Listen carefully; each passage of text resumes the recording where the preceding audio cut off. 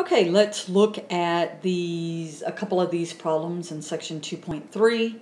So here we have the velocity of the contraction of a muscle that changes as the load on it changes. Let me zoom in just a little bit. And I'm asked to find the slope of the line tangent to the graph at 2 kilograms. So I'm asking to find the slope right there. Well, to be able to find that, then I need to pick a point, of course, right here at 2. And notice that these are in 0 to 5. So I probably would say that that point is 2, 6. And then a nearby point where I could pick 3, and I would say the y value looks to be at 2.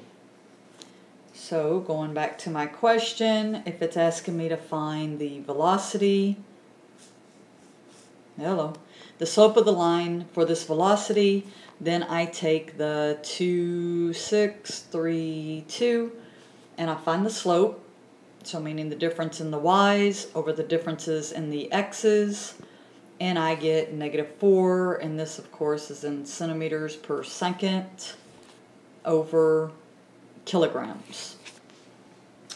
Alright, so then they ask, says using the answer in part A, estimate the change in contraction if the load increases from 2 kilograms to 20 grams. Well, the first problem is these are two different units. I have kilograms and grams, so I need to change this into kilograms, which I can. 0.02 kilograms just by moving that decimal.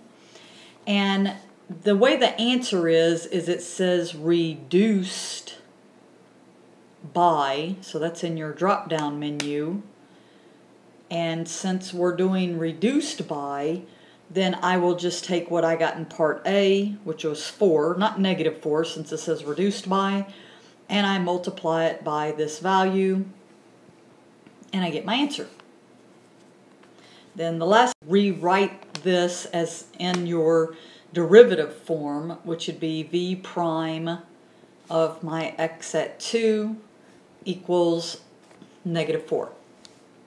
Alright, so that's number 33.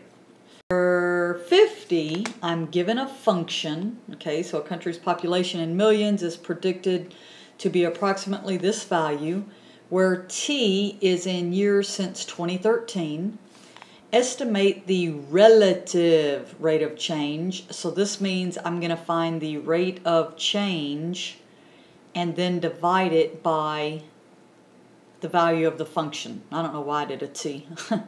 I actually was thinking of this. And so it says in 2020. Well, if this is since 2013, then I can see my time in this case is going to be 2020 minus 2013, or 7 years. So for each one of these, I'm going to be doing the same exact thing.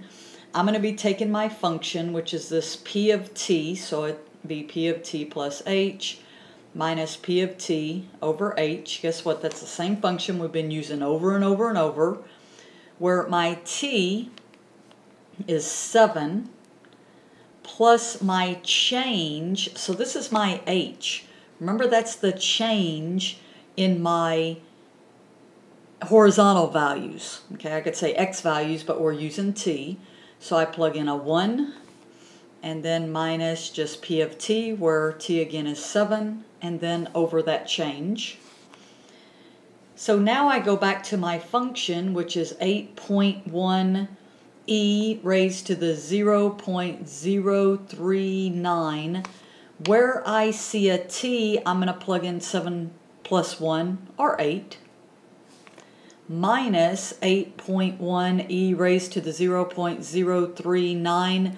Where I see a t, I'm going to plug in a 7, and still all over 1, which we can get rid of that. If you work this out, you should get something like this value. But again, I need to divide by my function value, which is actually this piece. So if you end up doing this in steps, so this piece down here is this. P of 7.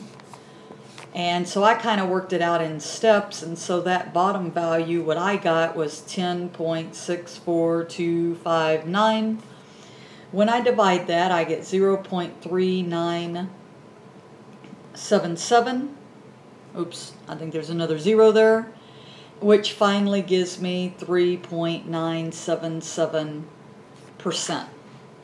Okay, so working this out, you have to be careful because you might just be finding the derivative, but then the relative rate part, you have to divide the bottom by the value of the function.